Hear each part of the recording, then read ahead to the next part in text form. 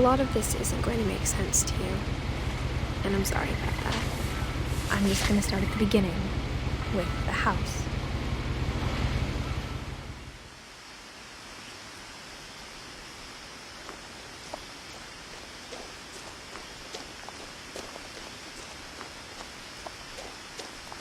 I lived here until I was 11, but I wasn't allowed inside half the rooms.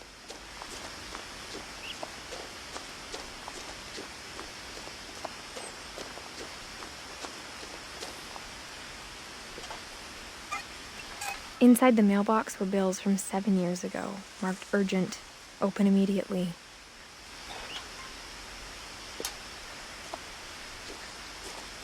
I hadn't been back since my brother Lewis's funeral.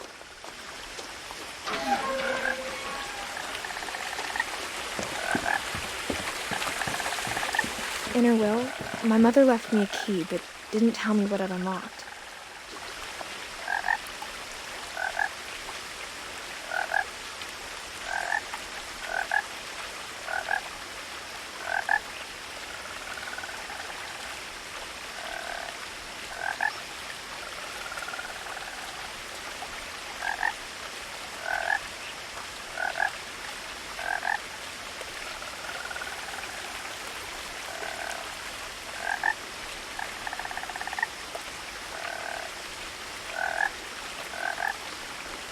Maybe she thought I'd know, or she thought that the mystery would be enough to bring me back.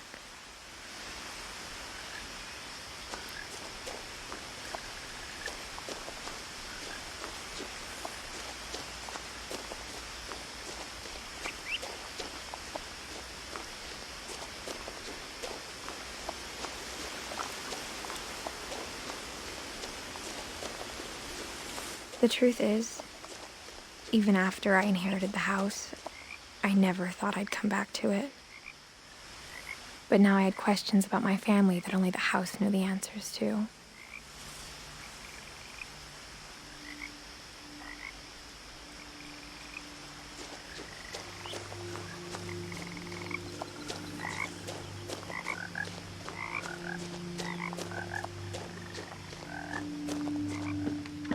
The woods around the house have always been uncomfortably silent, as if they're about to say something but never do.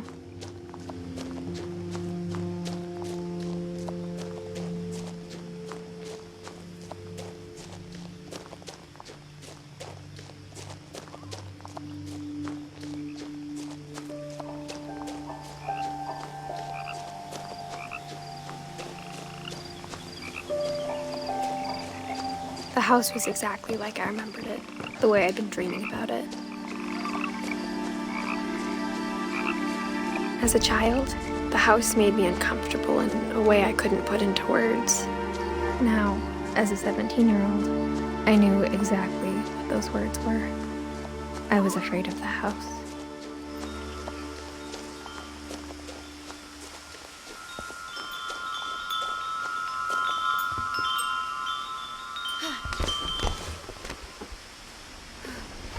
Crawling through the doggy door used to be a lot easier when I was 11.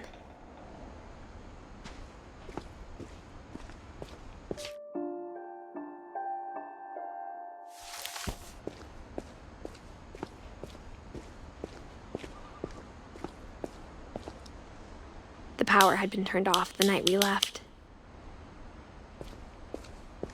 For the first time in years, I felt like I was home.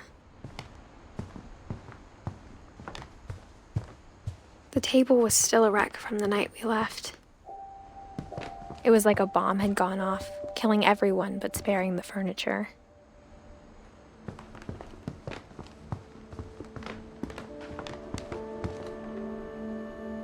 My mom was the only one of us who could imagine Great-Grandma Edie living in a nursing home. Nothing in the house looked abnormal. There was just too much of it. Like a smile with too many teeth. Even the fireplace had a story. Edie told me the bricks came from the original house, after it sank. Mom always told me to stay out of the basement, so I wasn't too surprised when the key didn't fit.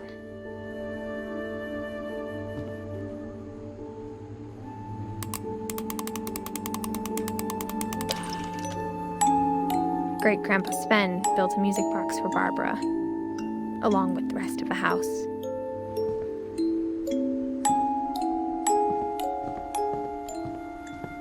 A lot of things got left behind in the whirlwind of that last night.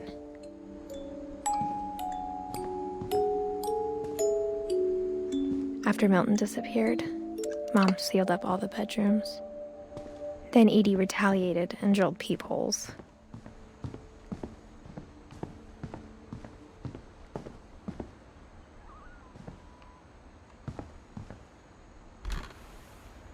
My Grandpa Sam spent 7 years sharing a room with his dead brother, Calvin.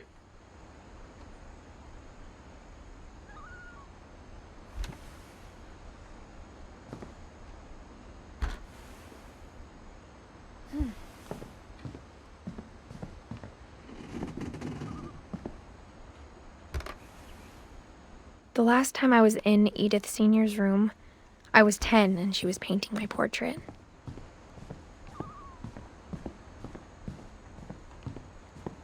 Whenever people ask me about my family, the first thing they always want to know about is Barbara. Edie's father, Odin, built the original house.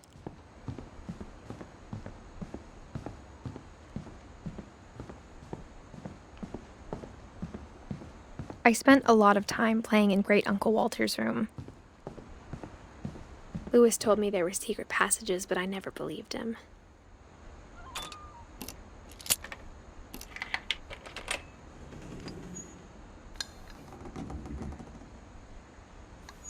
Turns out, my mom was really good at keeping secrets. Now it was time to find out what my mom had been afraid of.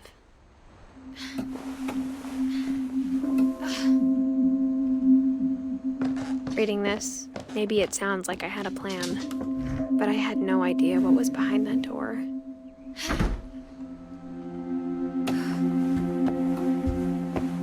Just like I had no idea where all this was gonna lead.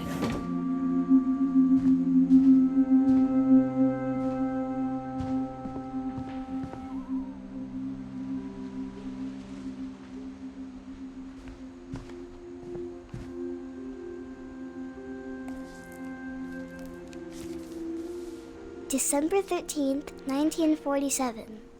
Dear Diary, I'll be gone soon, but I wanted to tell somebody about what's gonna happen. It started when Mom sent me to bed without dinner. I woke up and I was starving, so I looked around for something to eat. The gerbil food was dry, but I didn't mind it.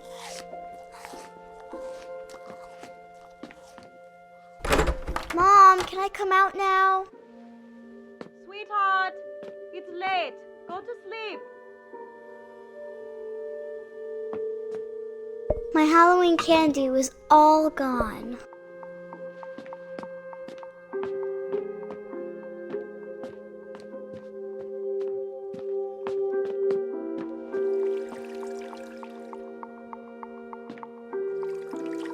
I thought about eating Christopher, but I held back.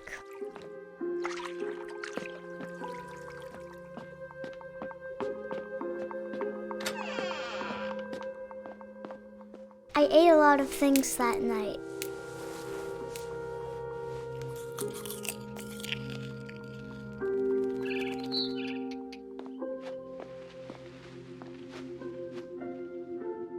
I kept eating and eating.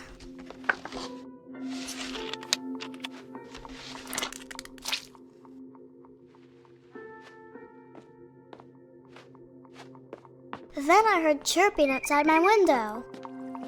It was a barn swallow going back to her nest. I reached out for her.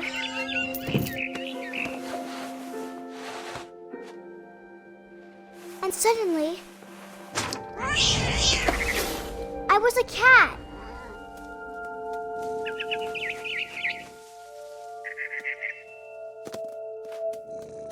I tried to be quiet, but the bird was really scared.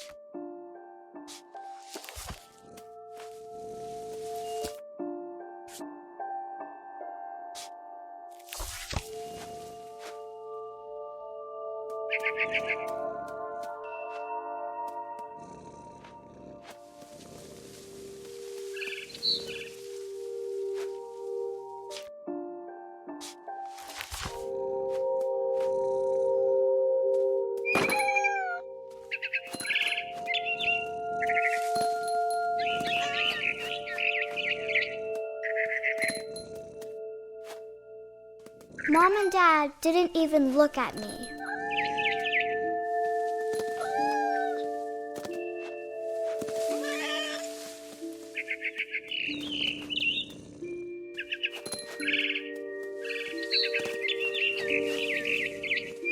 I jumped and I almost got her.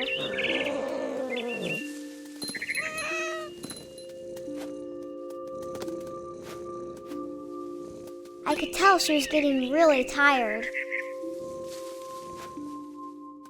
Now I was up in the big tree. I promised Dad I wouldn't climb it anymore. All I cared about was eating that mama bird.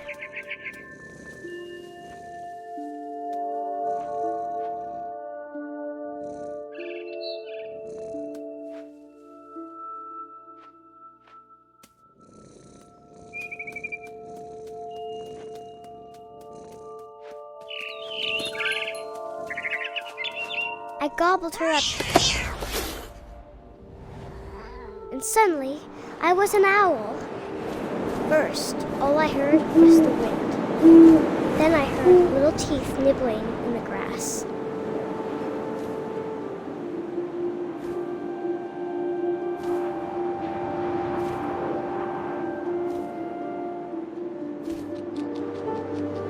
Rabbits.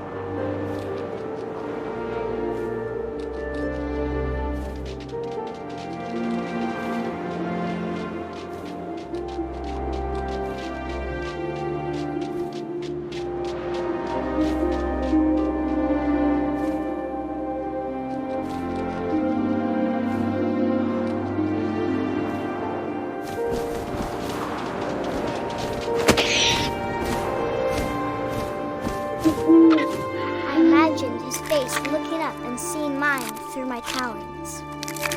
I swallowed him up, and I didn't chew one bit. Then I flew off to find something bigger.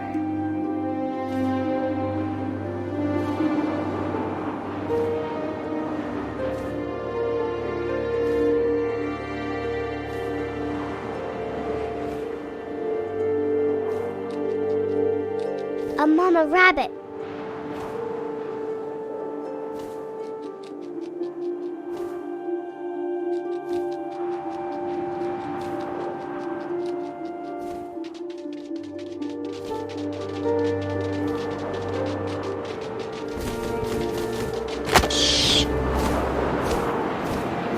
She was almost too big to carry. I started choking, but I couldn't stop eating. And suddenly, I was a shark.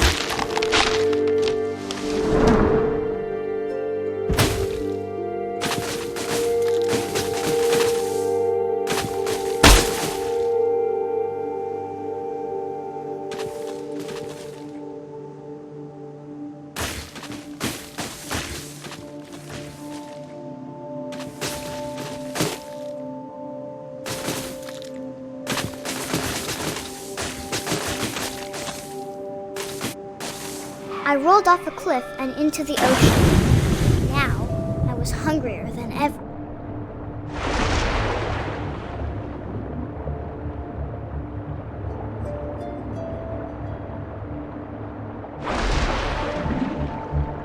I wanted fat, juicy seals. I tore off her flipper, and it tasted really good.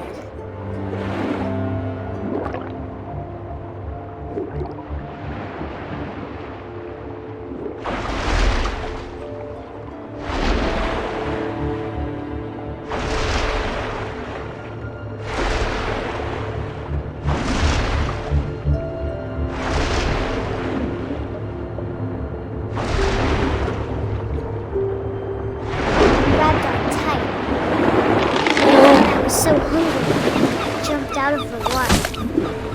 When I opened my eyes, everything had changed.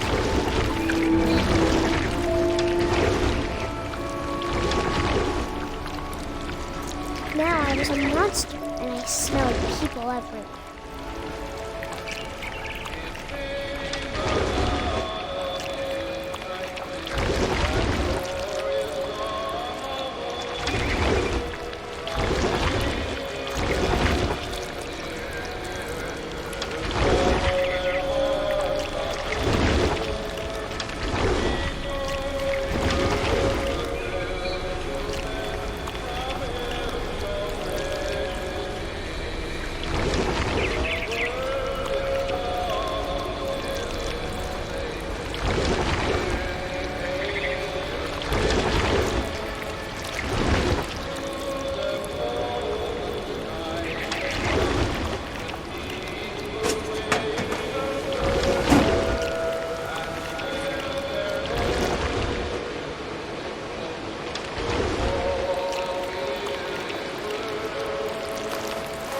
was big, but I moved real quiet.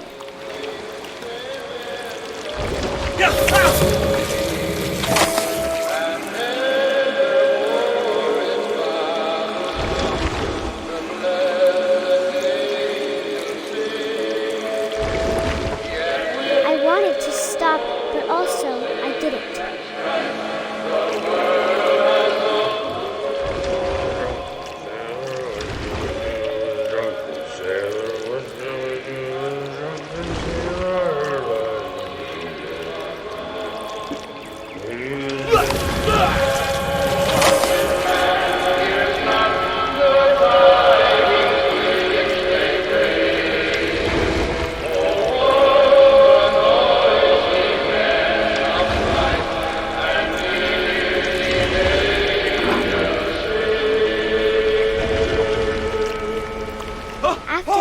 Passenger, I was still hungry. And across the water, I smelled something new. Something I had to have, so I swam towards it.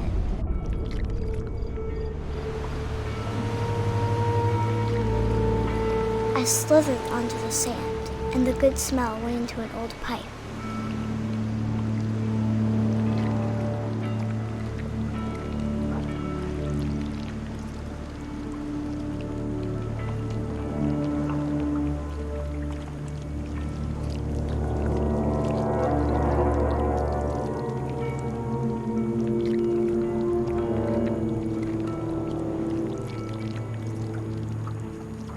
I got closer and closer.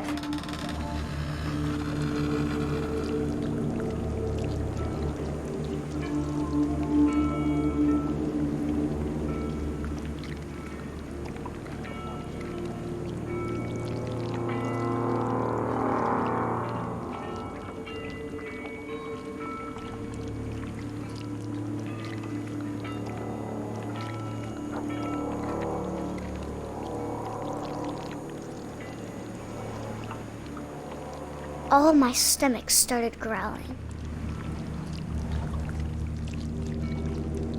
And suddenly, I was me again. I held my breath for a long time, but I couldn't hear anything. I think it's waiting for me to fall asleep. But it's not going to wait much longer. It needs to feed, and we both know I will be delicious.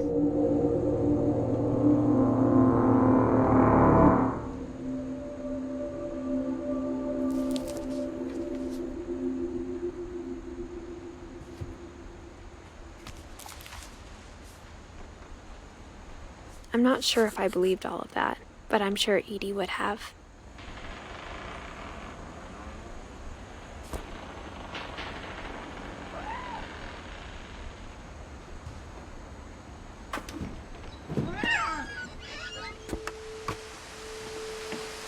This will be obvious later, but my mom never told me any of these stories. Edie would have, but Mom didn't like bringing up the past. Though, when we adopted a stray kitten, she was the one who named it Molly. I spent a lot of time in Great-Grandma Edie's room. Her room was like a museum. For 500 years, the Finches have been famous throughout Norway for their fortune and misfortune.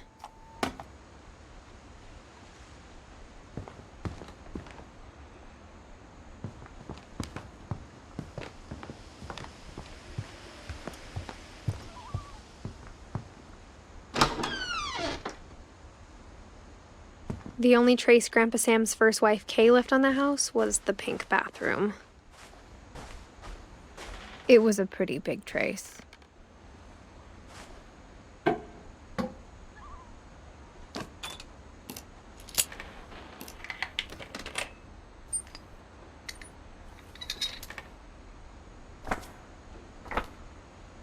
There's a secret in this bathroom. It's in the last place you would look.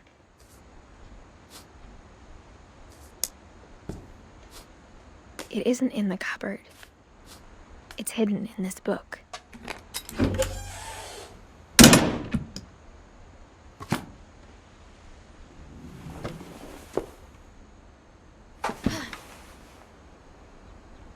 Sven gave Sam an old camera he'd refurbished. He never put it down.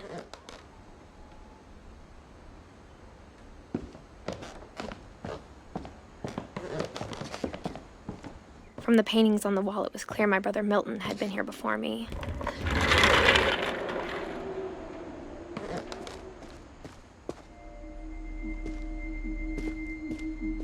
I knew Grandpa Sam had a twin, and that he never talked about him. I guess my grandpa didn't like history any more than my mom did.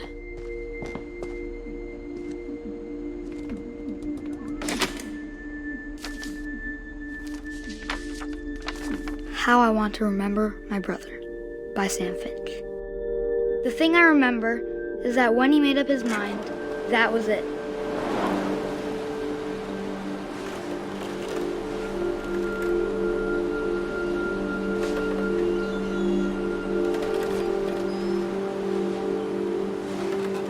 My brother said he'd die before he ate another mushroom, and he did.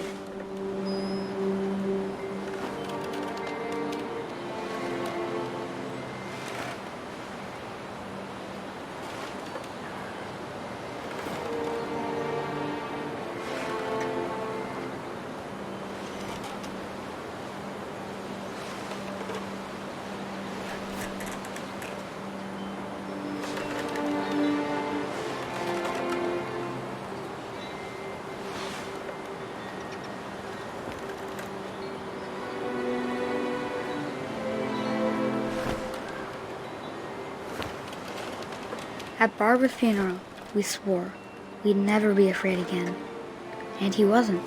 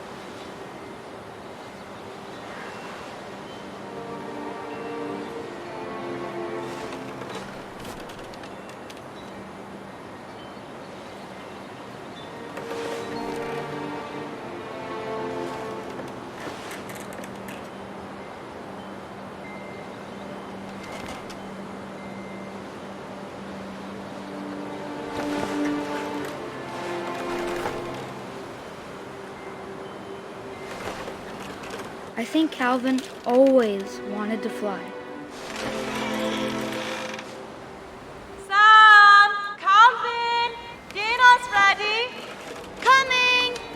But that day, he finally made up his mind to do it.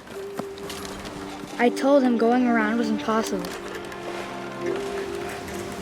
Maybe if I hadn't said that, Alvin, I'm not gonna tell you again. maybe if the wind hadn't picked up, then maybe he'd still be here. But I doubt it. I think he'd already made up his mind. That's what I want to remember about my brother.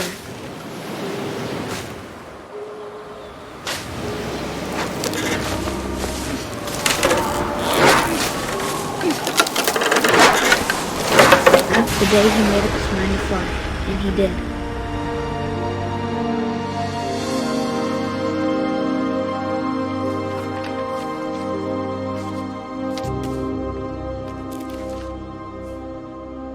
Calvin's story felt strangely familiar. When I was younger, I remember trying to do the exact same thing.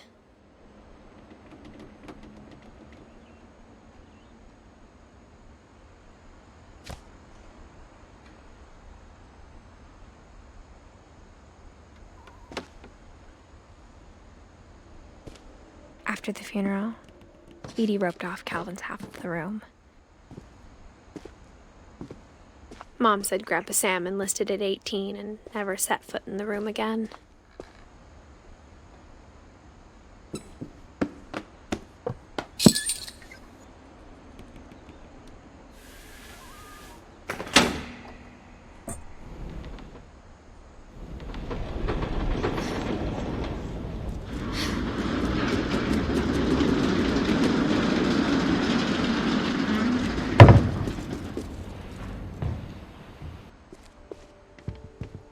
The passages were a pretty tight fit. They'd obviously been built for smaller hands and bellies.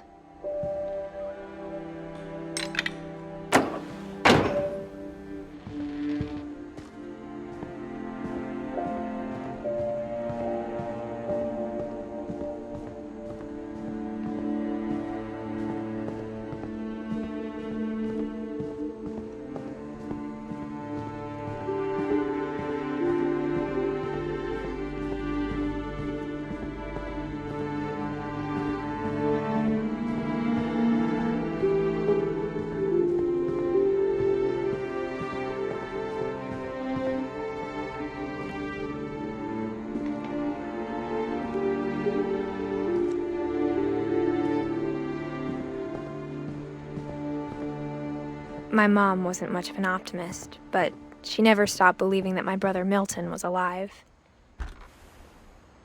Edie told me once that every Finch who ever lived is buried somewhere in the library.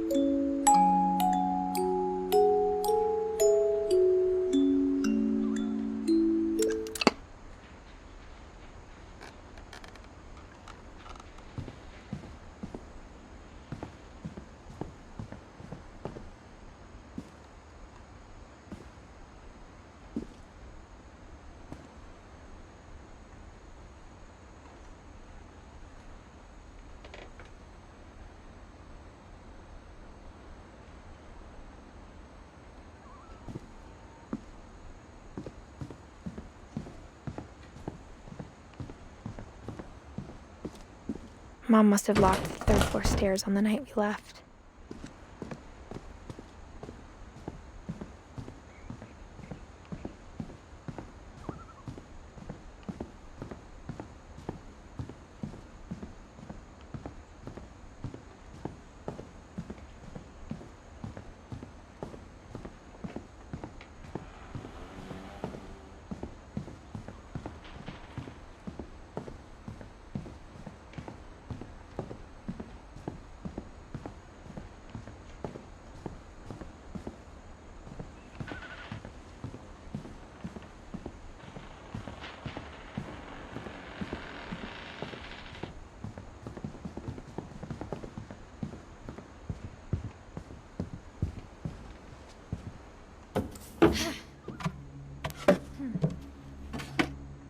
Growing up, I always thought of Barbara as a child star. I never thought about how hard it must have been for her afterwards.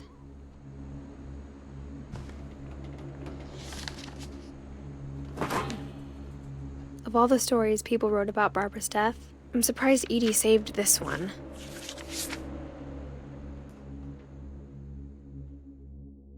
Old Jack here with another ghastly tale inspired by America's most unfortunate family. I'm calling it The Surprise Ending of Barbara Finch. As a child star, Barbara was famous for her scream. Now at 16, she was all washed up. A has-been. But in a lucky break, she'd been asked to perform her signature scream at a local convention for monster movie fans. It was just the boost her career needed. Unfortunately, her scream hadn't aged well. Getting better. I think you just need the right motivation. Her biggest fan and current boyfriend, Rick, was about to demonstrate when... Now that was a great scream. It was Barbara's father, Sven. He'd slipped into a table saw and had to be rushed to the emergency room. So Barbara got stuck babysitting her youngest brother, Walter. Her convention comeback was cancelled. Okay, I'm hearing frustration, but I'm not hearing terror. What if I tried... A gang of hoodlums in Halloween masks have been terrorizing Orcas Island tonight. Police are urging residents to... That came from the basement. You're right! Also, I loved your delivery on that. Why is your basement door locked? Because my dad likes making puzzles and secret passages. There's a key hidden in the music box. The secret is to keep winding and winding until finally the key pops out. Thanks, babe. I'll be back in a sec. 20 minutes later, Rick hadn't returned. So Barbara went to look for him, right on cue. She reached for the music box. And as she wound the key, she listened for Rick, but the house was silent.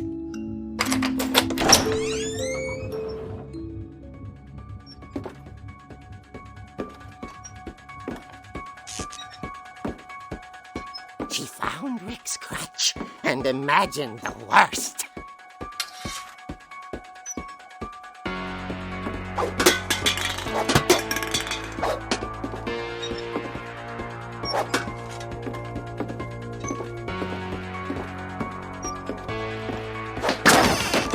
Leader is the infamous Hookman killer, Dr. Carl Hamill, who impaled and then ate his family 10 years ago tonight.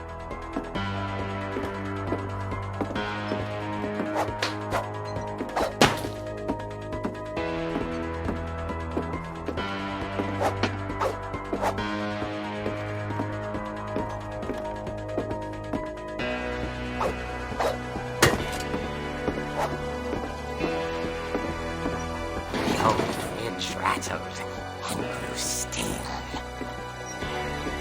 Oh dear! Oh! Rick? Barb, relax. I was just trying to scare you to help you find your scream. Well, I'm not scared, Rick. I'm furious. Then act furious. All I'm getting from you now is that you're hurt and confused and... She threw him out, but she kept a little something to remember him by. Barb, have you seen my other crutch? And she was still holding it when she fell asleep watching the late picture show. Hours later... Barbara! Walter, what's going on up there? Ah! Okay, I'm coming up, but if this is a trick, you're dead, Walter.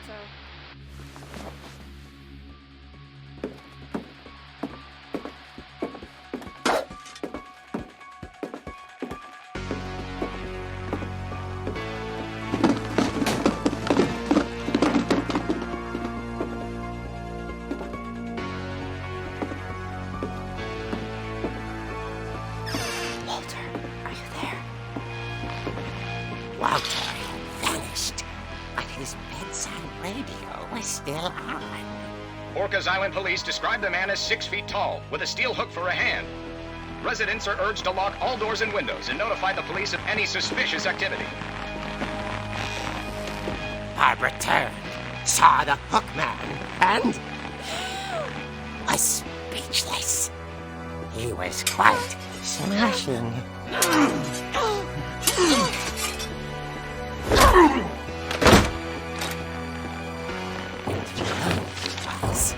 He couldn't get enough of Barbara.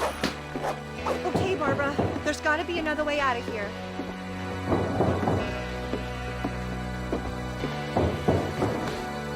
That night, she played her part beautifully.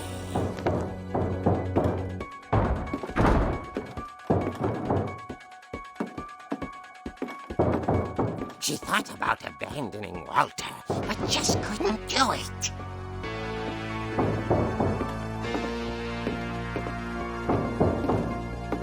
Molly's door hadn't been opened in years. The hinges groaned.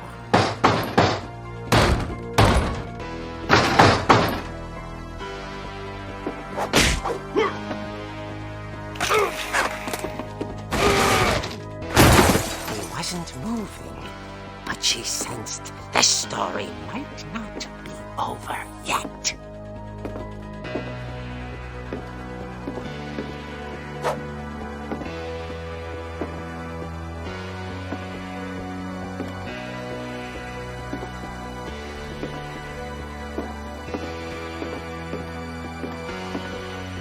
The hookman had vanished.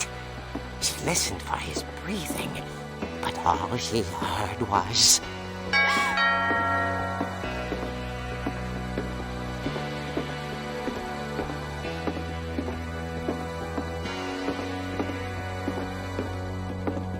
At the door, she heard whispering. It was coming from inside the house.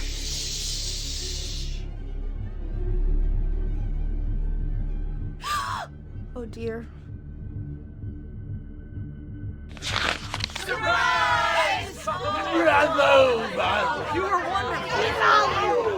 monsters had come to surprise her. For Barbara, it was a dream come true. Then she saw what kind of monsters they were, and she realized what was about to happen. She was going to be famous. And with her final breath, Barbara Finch gave the performance of her life.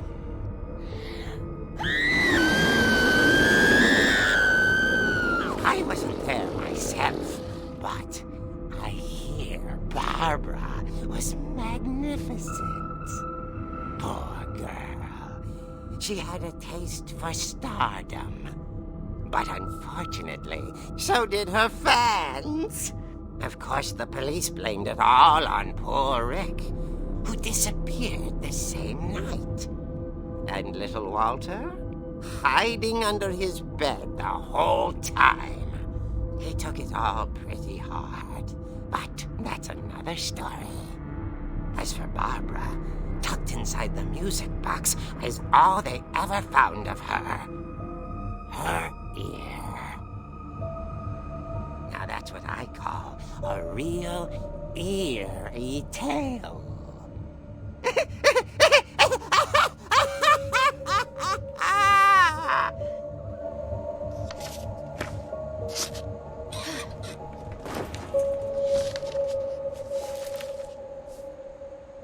Edie told me all Barbara wanted was to be remembered, as absurd as that comic was.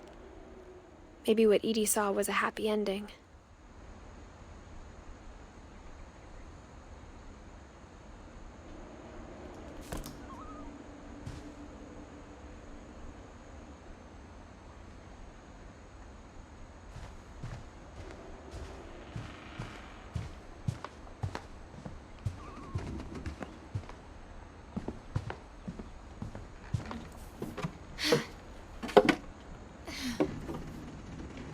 I guess now I know why Mom didn't like me playing with the music box.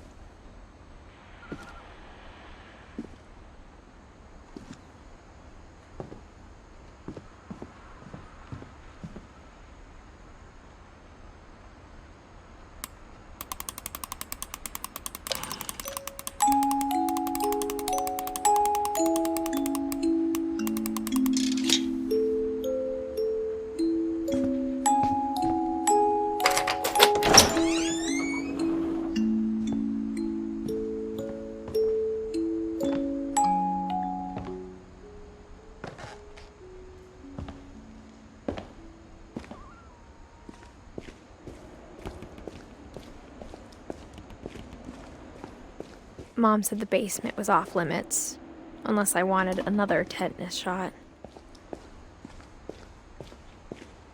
I saw Edie sneak down to the basement once, carrying packages. I thought maybe she was hiding presents.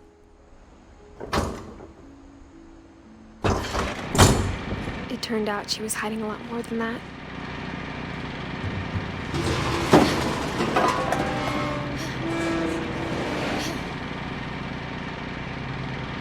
I remember asking Mom once about where Walter had gone. She said after Barbara died, he got as far away as he could. If there's a pattern in all these stories, I think it's that none of us has gotten very far. Goodbye, everyone. I can't believe I've been down here for 30 years. On that first day, after the shaking started, I didn't think I'd survive a week.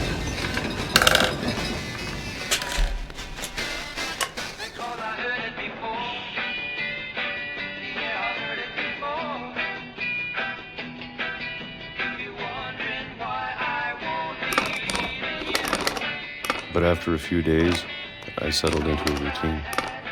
That's what kept me sane. Having a schedule, living for today. I always expected to be dead tomorrow. But if you wait long enough, you get used to anything.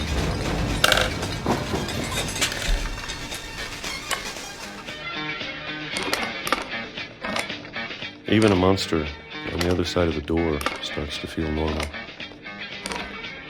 Almost friendly.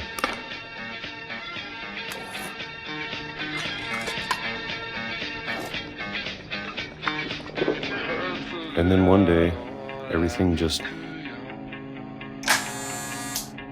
stopped. Whatever that thing was, it was gone. Maybe it got tired of waiting. Or maybe I just got tired of being afraid.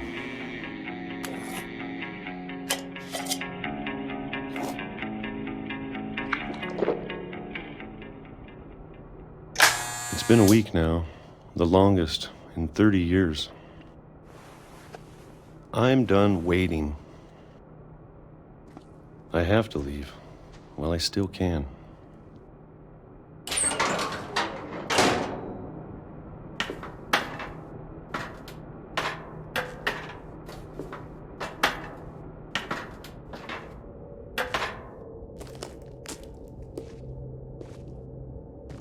I know it's out there somewhere. Whatever killed Barbara and Molly and Calvin.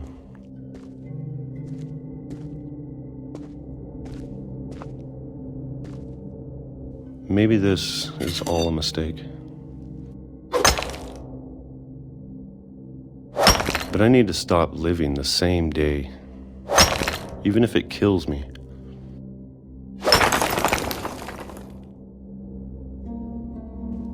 Whatever's out there, I want you to know I'm ready for it. I'm going to appreciate all of it, especially the food. I don't mind if I only have a year left. a month or a single week. I'd be happy with one more day. I can already imagine the sun on my face.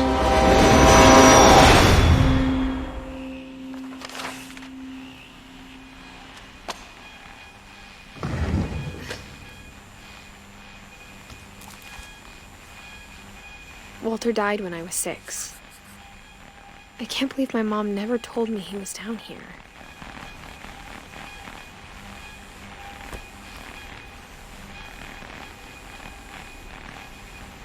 I'm sure my mom was trying to protect me.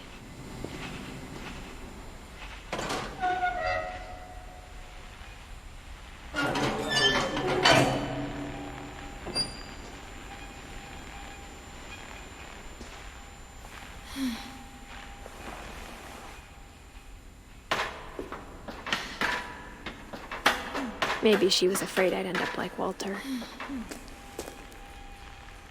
But if she never told me about an uncle under the house, I can only imagine what else she was hiding. I don't want to make the same mistakes she made. Trying to bury something that's still alive.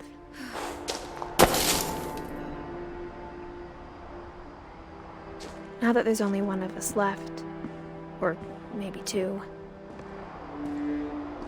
I thought it was time I heard the stories for myself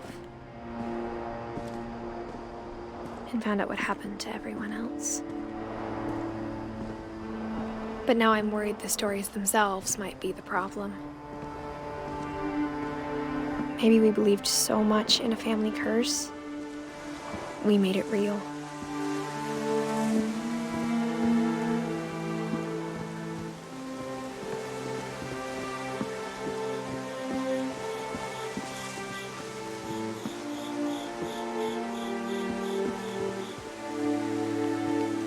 I don't know if I should even be writing this.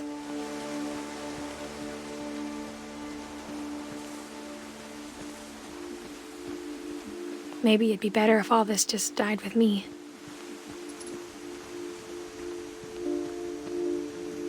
But I thought you should know about your family.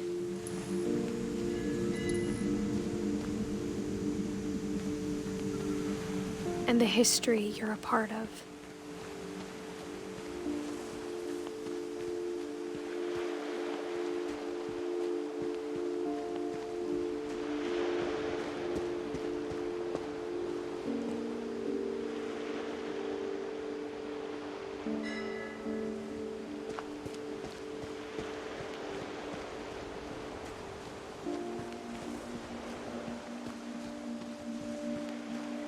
Though to be honest, I feel as lost as you probably do right now. I think the people in these stories believed them, for what that's worth.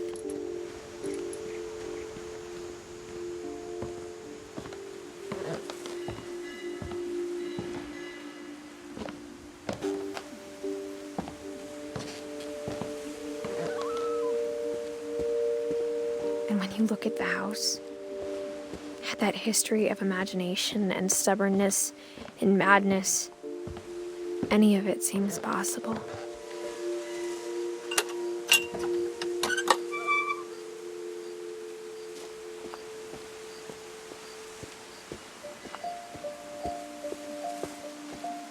I think we've been surrounded by death for so long, we've just gotten used to it. What kind of family finishes building a cemetery before starting the house?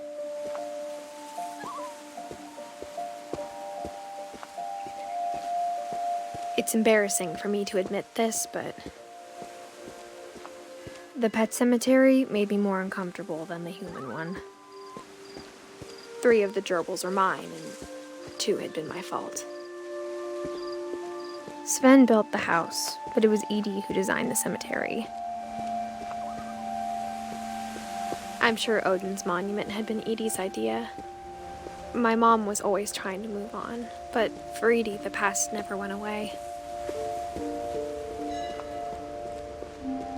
She could see it poking out of the water at low tide.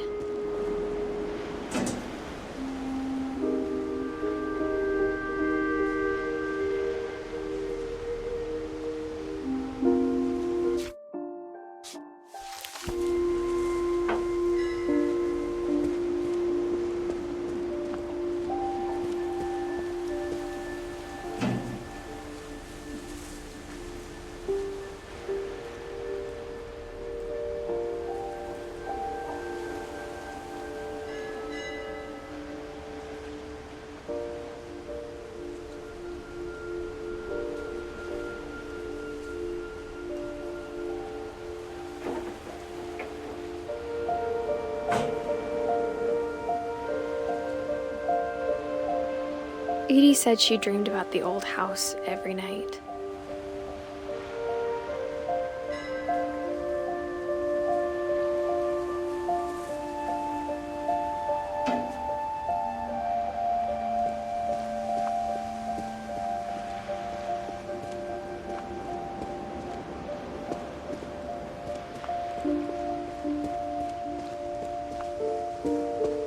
Edie's side was always easier for me to understand. But the older I get, the more I can see where my mom was coming from. She lost 2 of her brothers, just like I did. I get why she tried so hard to protect us. There's so many things I wish I could ask my mom now. Part of me thinks this is what she wanted all along. For me to come back someday and find everything out for myself.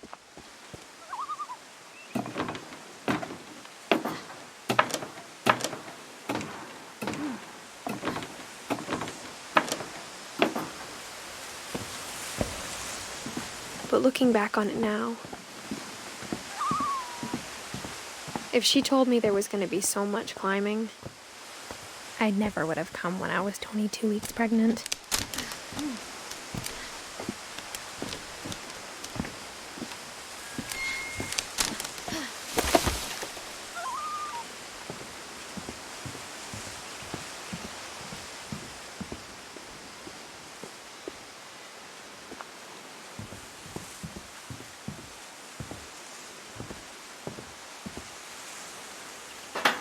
I never met Grandpa Sam, but I think he and my mom had a lot in common.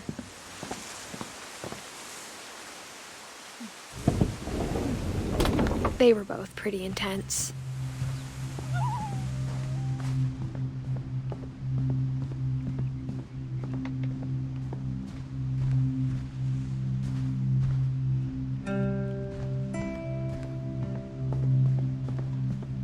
Instead of hiding from death, Sam seemed to go out of his way to meet it.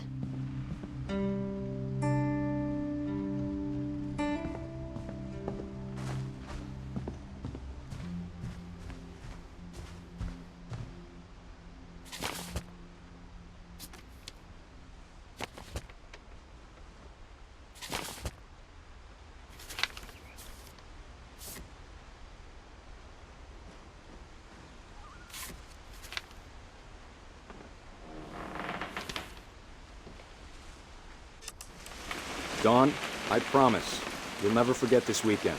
Yes, sir. These memories are gonna last a lifetime. Am I gonna have to shoot anything? It's a hunting trip, Dawn. Shooting is strongly encouraged.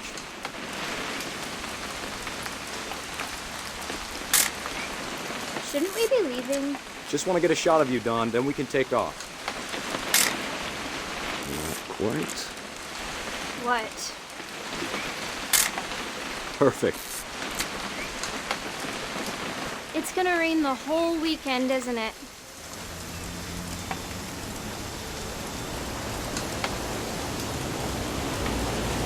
Please just take the damn picture.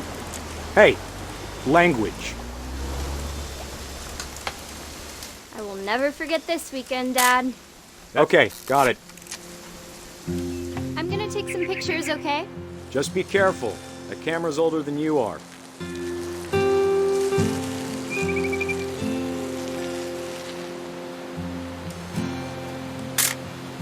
Aw. You're right, Dad. It's starting to clear up. Still freezing, though.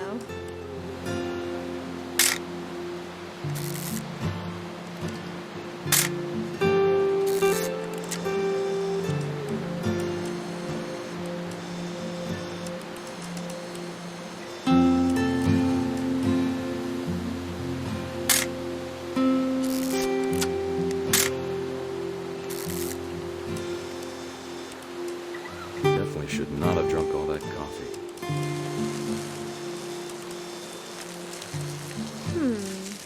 Hold still while I take a picture of you. Hey! That's a keeper. Nothing quite like being outside. I'm just saying, I'm not always gonna be here, Dawn. You'll need to remember this stuff. if you want to survive. I'll be fine, Dad. You know who else thought he was going to be fine? Some guy who died. Dawn, I'm being serious. I know, Dad. You're always serious. Doesn't being out here make you want to chill out? Well, to tell you the truth, I haven't been out here in 20 years.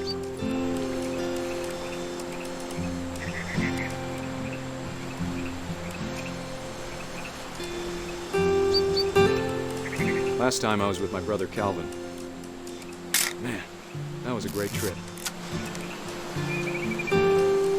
Your grandpa Sven taught us how to fish, how to build a fire. We found an old logging trail. There were deer everywhere. I bet if I could remember where that trail was, we'd spot a buck for you in no time. Give me a minute to check the map.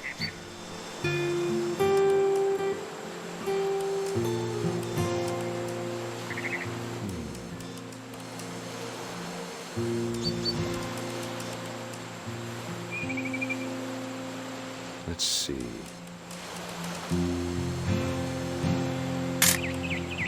Dawn, don't you think you could find something more interesting to photograph?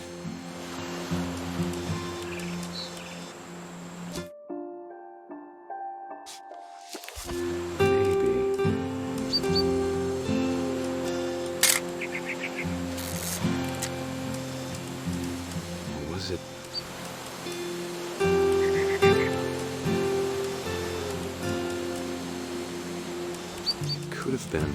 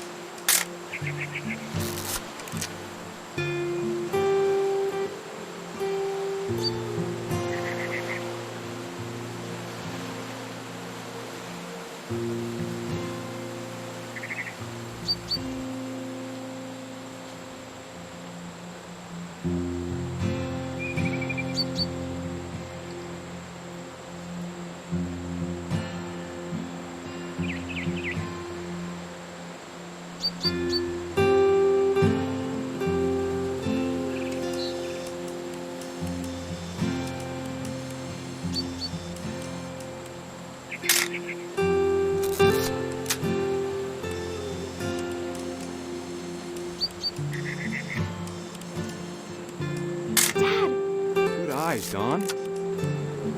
Before you take the shot, let me get a picture of you.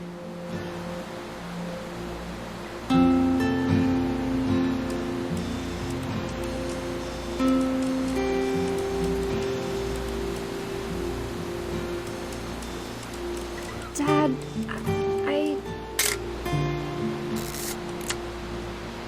Let me get behind you. do I have to do this? Dawn, you don't have to do anything. But if you want to survive, you'll need to be strong. Great shot, Dawn!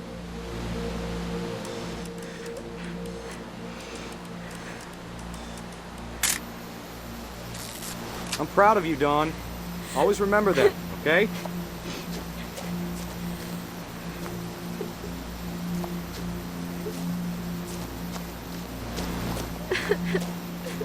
Sorry, Dawn. Just gotta reset the timer.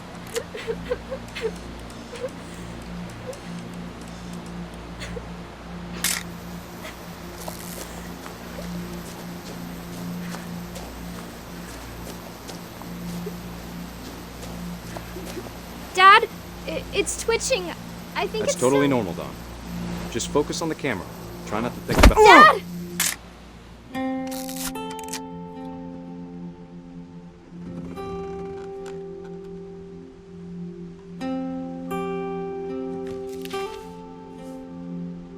Of all these stories, that's the one I wish most that my mom had told me.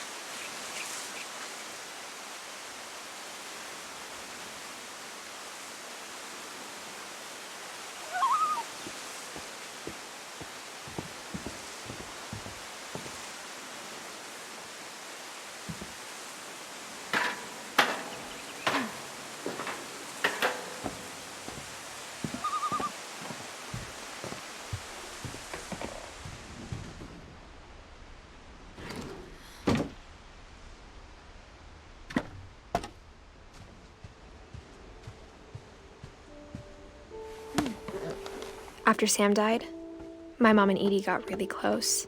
They'd both lost a lot.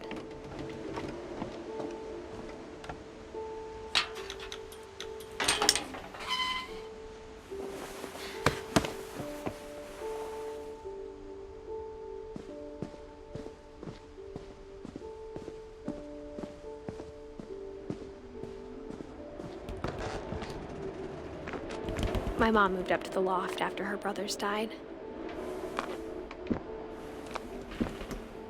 At the time, it was as far away as she could get.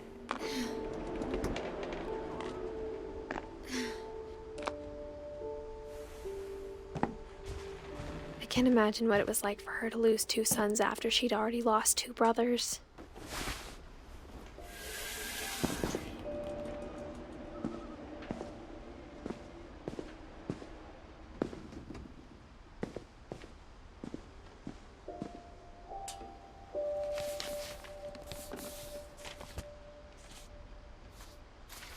Dear Kay, do you remember the way Gregory used to laugh when he thought he was alone?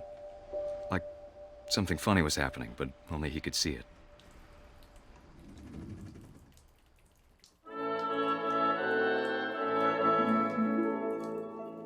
I think he saw things the rest of us don't.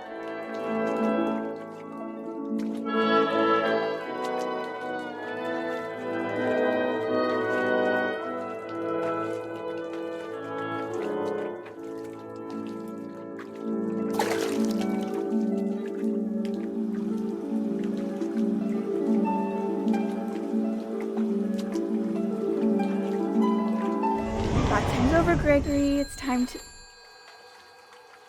Hold on, sweetie.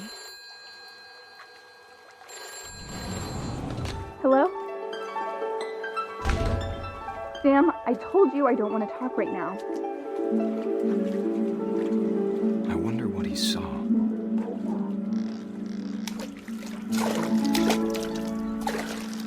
What his world was like.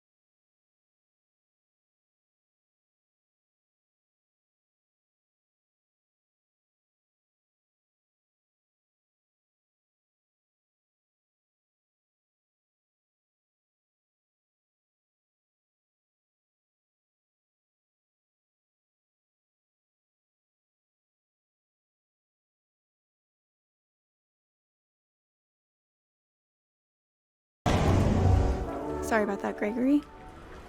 I know you did everything you could. Maybe if I hadn't called that night. Damn it. Hold on, I don't want Greg to hear this.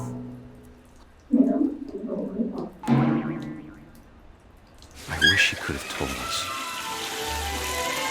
about the world he saw.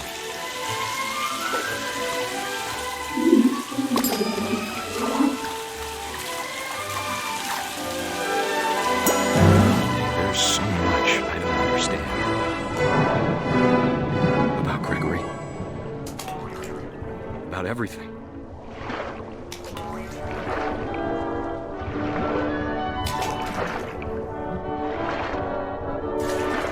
But I know what happened wasn't your fault.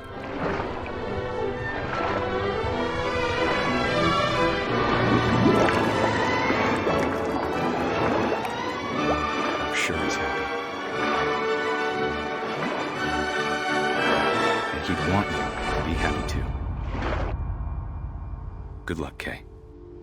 Love, Sam.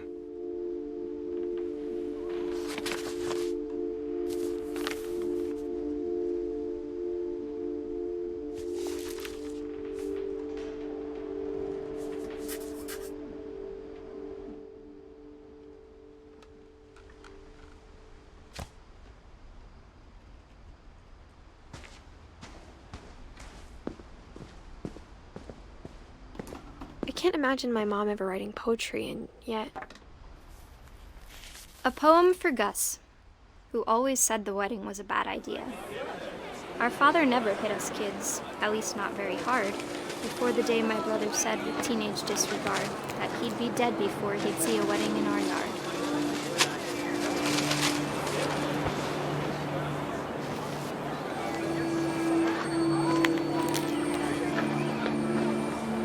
My father made him come, of course, but Gus stood far apart, just flew his kite and bottled up the storm inside his heart.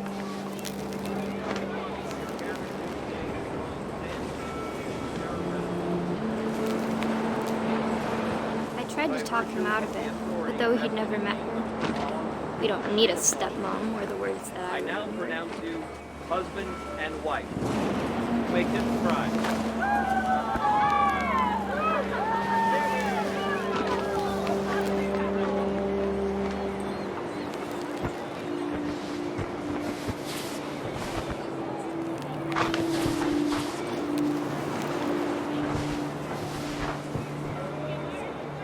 When the time for photos came, Dad ordered him to come here. But Gus declined, and as a sign held up his middle finger.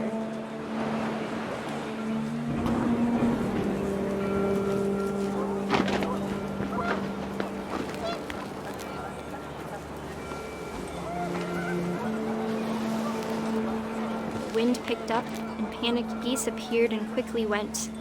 But all the humans did that day was go inside the tent.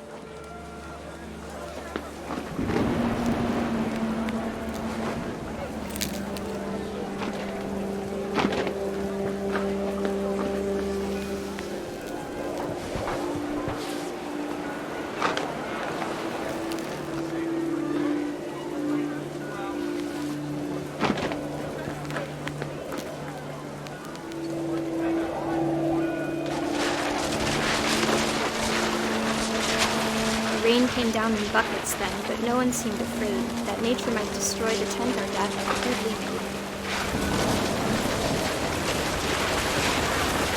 The thunder sounded much too close and full of angry power. But all my father said to this was, "Make the music louder."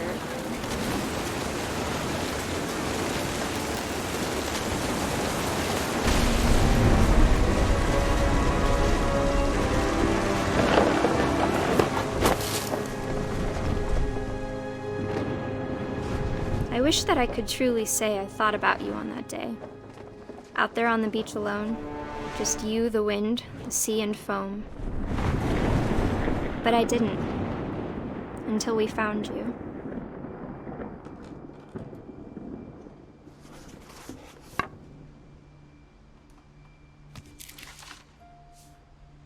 She never talked about him, but Mom told me once if I was a boy, they were going to name me Gus.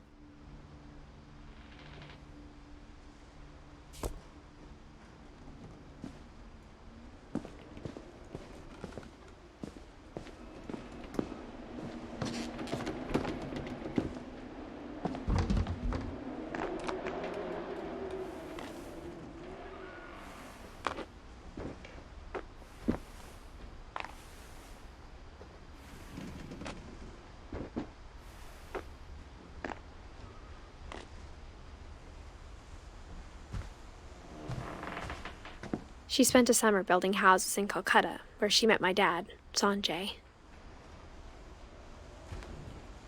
My mom moved to India a week after graduation and got a job teaching English. Louis was born a year later. When my dad died, I don't think Mom knew where else to go. I'm sure Edie was happy to have her back.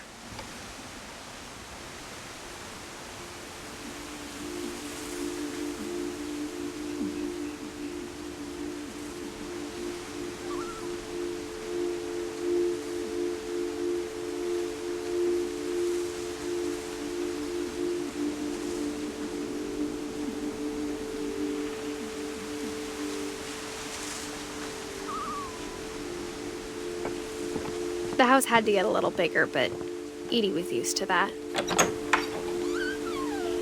And for a while, things were good. Almost normal, but it didn't last.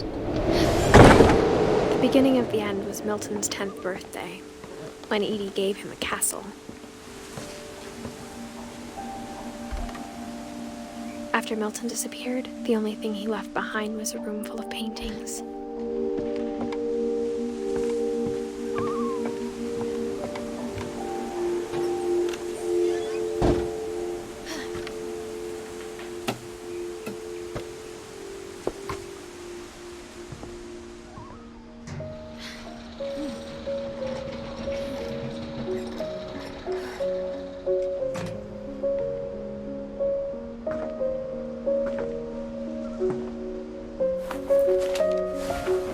Milton Finch in The Magic Paintbrush.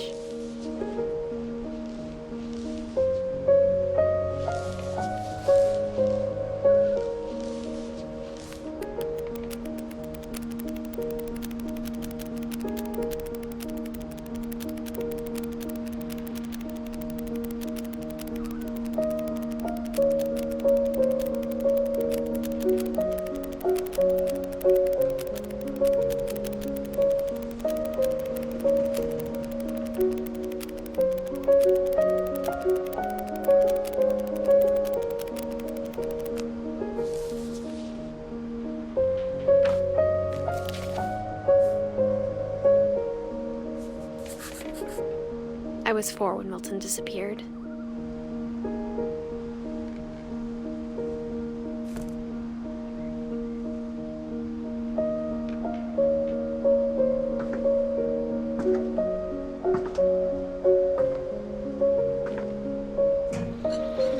Mom spent months searching for my brother. Then she sealed the doors.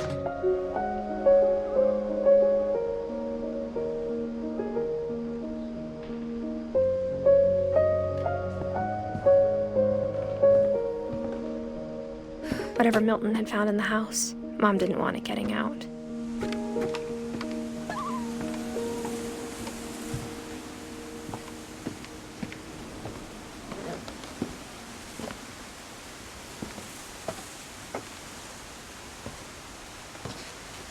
Mom definitely blamed Edie, but I think Louis blamed himself. After he graduated, he just spent more and more time in his room, until Mom got him a job at the cannery.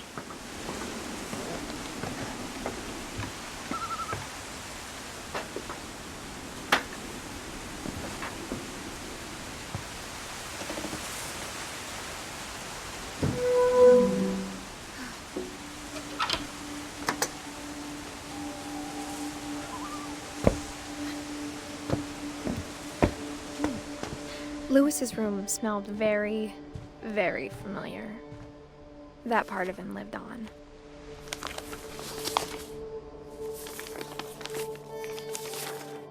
Dear Mrs. Finch, as Louis's psychiatrist, I can understand your desire for an explanation. As I see it, the trouble began in January, shortly after we convinced your son to seek treatment for substance abuse. Newly sober, I believe Louis first noticed the monotony of his daily life.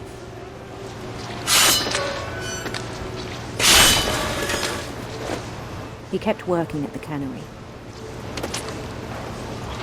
but he withdrew part of himself. In our sessions, I saw the same behavior.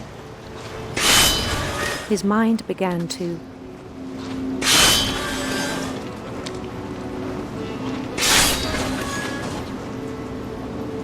wander.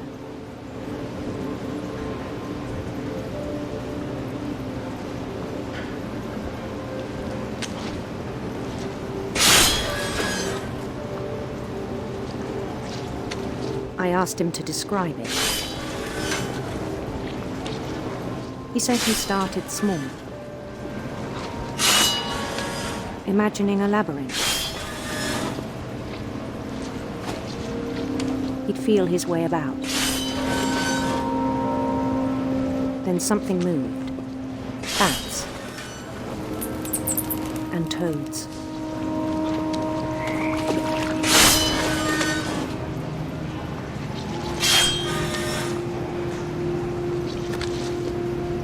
And things that have not names.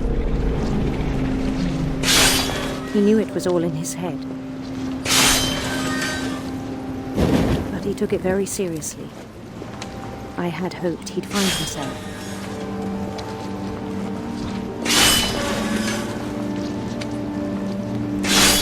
But he found something more.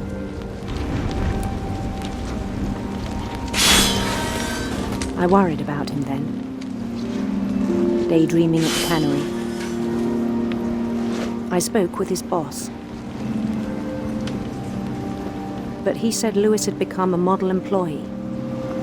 Methodical, tireless, focused. Like a whole new Lewis. So I let him go on.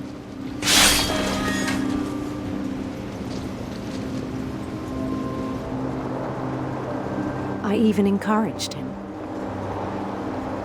It seemed very promising at first. He told me he'd made a new friend.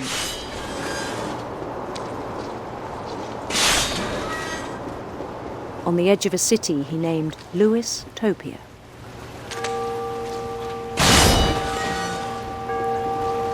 He built the city up slowly, brick by brick.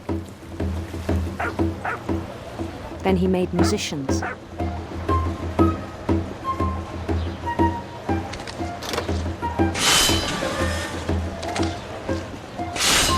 And songs for them to play. He talked about starting a band. And he was always humming something. Every day his imagination grew stronger.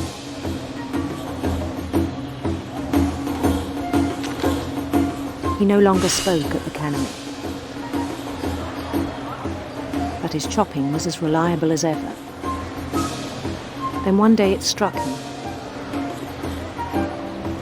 that all the cheering crowds, even the stones under his feet, were all in his imagination. So he could do whatever he wished.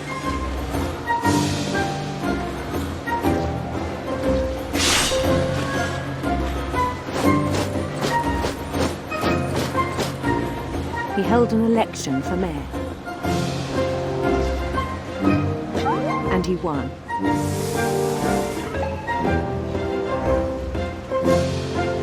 They begged him to stay, but his mind was already wandering. It became a game for him.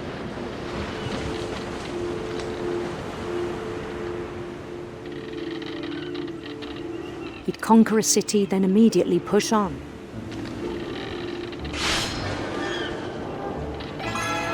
New Louisville.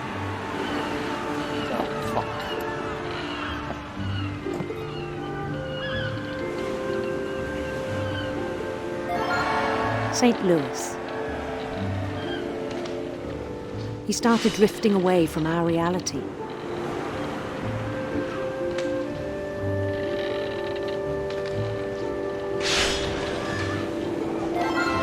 Minneapolis, until one day he forgot to go home from the cannery. Even as his mother pleaded with him, part of Lewis kept sailing on.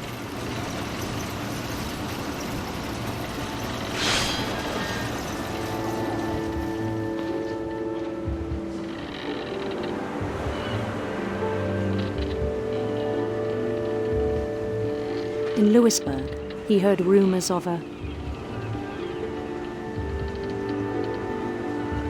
handsome queen.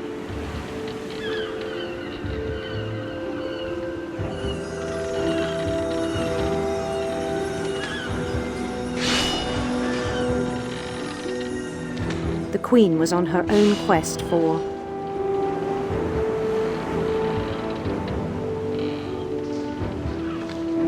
radiant rainbows.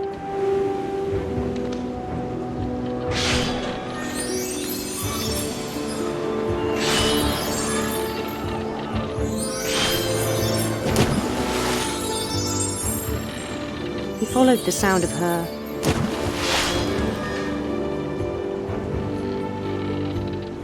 electric sitar.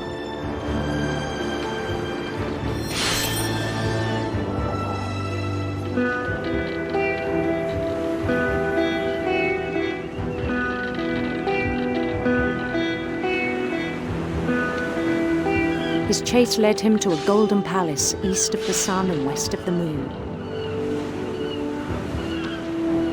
Even then, his logic remained sound.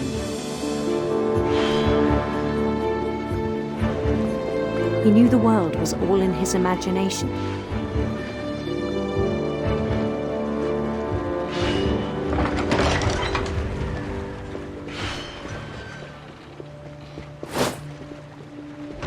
But he was so proud of having created it.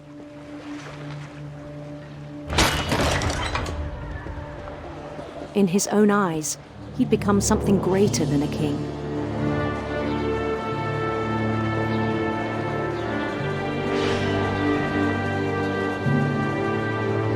For someone who'd never known success in the real world, I think it was overwhelming.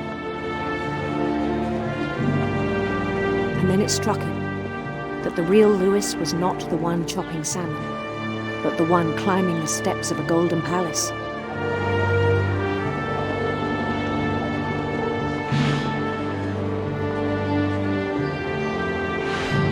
My imagination is as real as my body, he told me. It was hard to argue with him.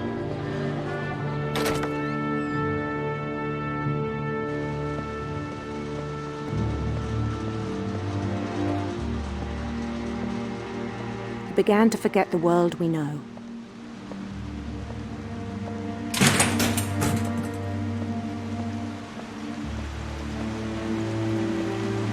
I think it pained him to remember Lewis, the cannery worker.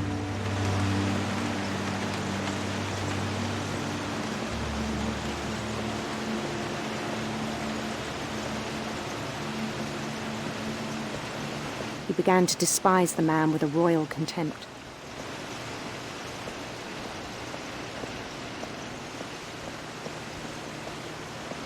I still thought I could save him. Even after he said he was being crowned king over all the lands of wonder. The palace would be packed with his companions.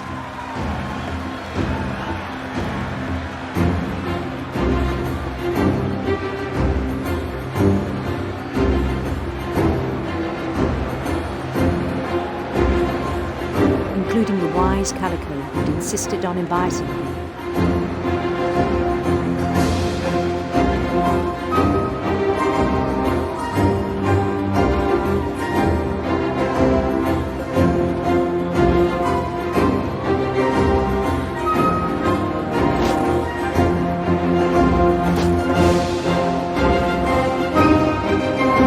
Queen waited, holding his crown.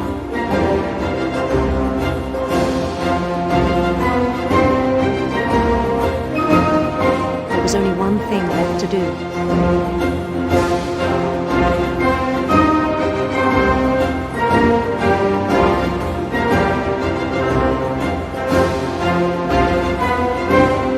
Bend down his head.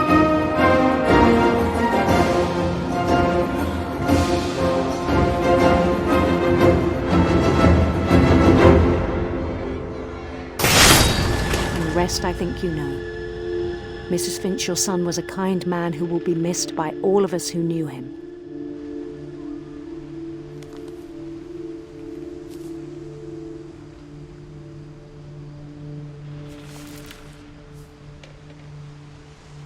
My brother was really cool. I wish you could have met him.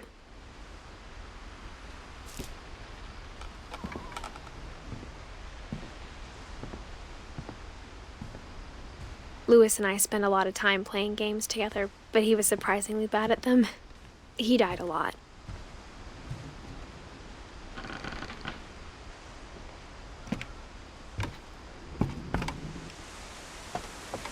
On the way back from Lewis's funeral, my mom told me to start packing. She waited until the day before we left to tell Edie. I'm not sure if she wanted to make it easier or harder.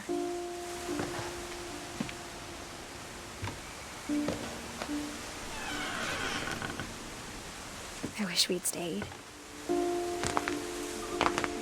But I understand why we left.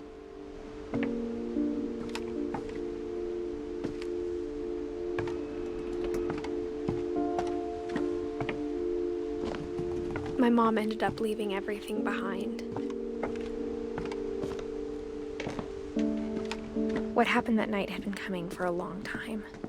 Maybe it should have come sooner.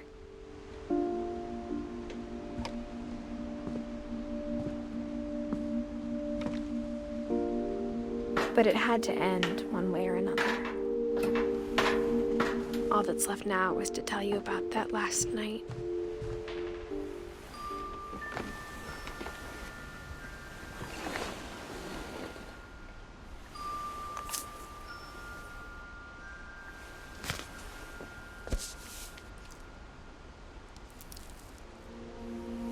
That whole last day, Edie just watched us pack and didn't say a word. Until supper, when she raised her glass and said, "To our final night together, and all our final nights apart." Grandma, you know what I said about alcohol. Some of your medications are very Edith, specific. I left a present for you in the hallway. Why don't you go open it? The grown-ups have to argue now. I'm sorry, you're right. We're all leaving tomorrow. Let's just enjoy our last... I'm not leaving. Edith, you're excused.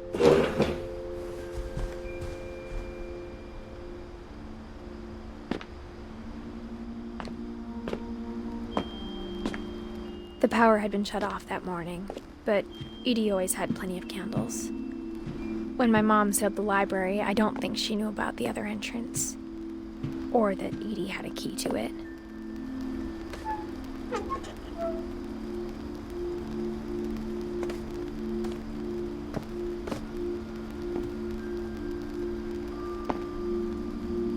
That thing you're afraid of isn't going to end when you leave the house.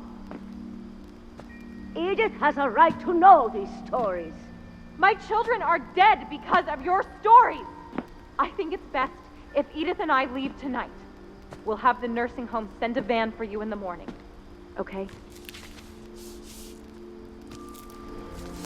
Dear Edith, there's so many stories I wish I could tell you, but there's only time for one. This is about what happened on the night you were born. That night, the tide went way, way out. It was the first and last time I ever saw the old house aground. There'd been an earthquake out in the middle of the ocean. They called it the lowest tide in 1,000 years. God, it smelled awful. You know, I've seen that house every day of my life.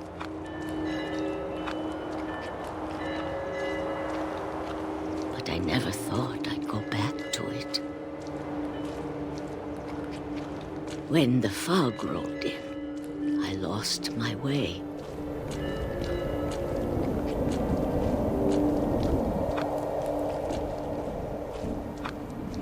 I got turned around.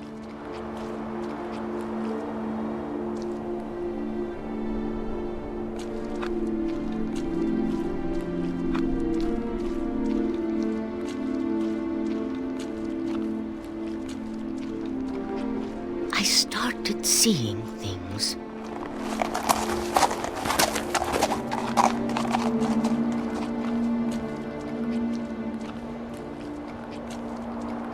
things I'd forgotten had ever existed.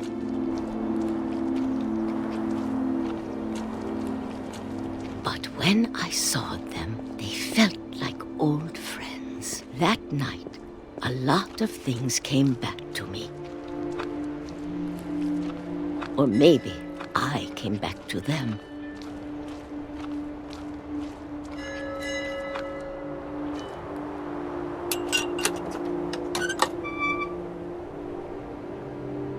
Things I can't explain, but that I need you to try and... Edith, what are you doing in here? It's mine. Edith! Mom, you're gonna rip it! Let go! I kicked and screamed, but Mom dragged me to the car.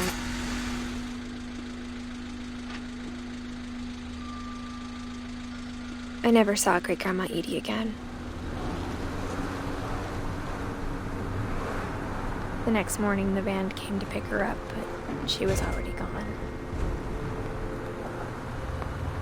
After that, we moved around a lot.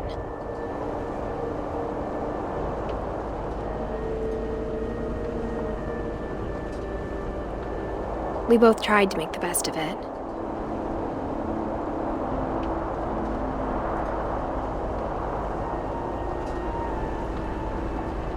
A few years went by.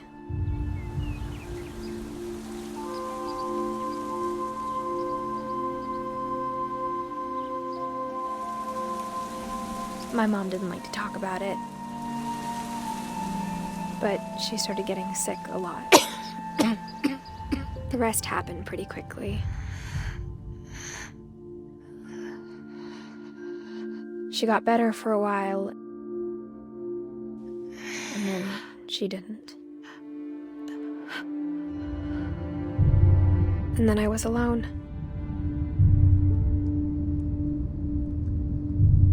The last Finch left alive.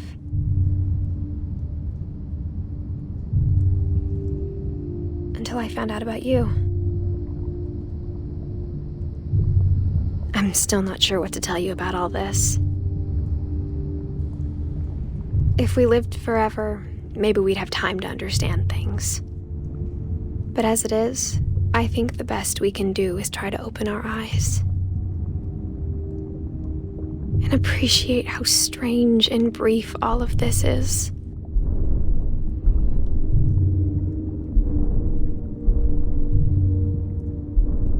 This journal was supposed to be for you. But now I hope you'll never see it. I just want to meet you and tell you all these stories myself. But I guess if you're reading this now, things didn't work out that way.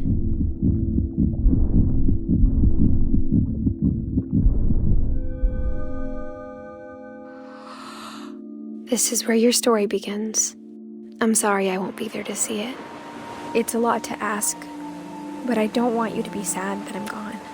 I want you to be amazed that any of us ever had a chance to be here at all. Good luck.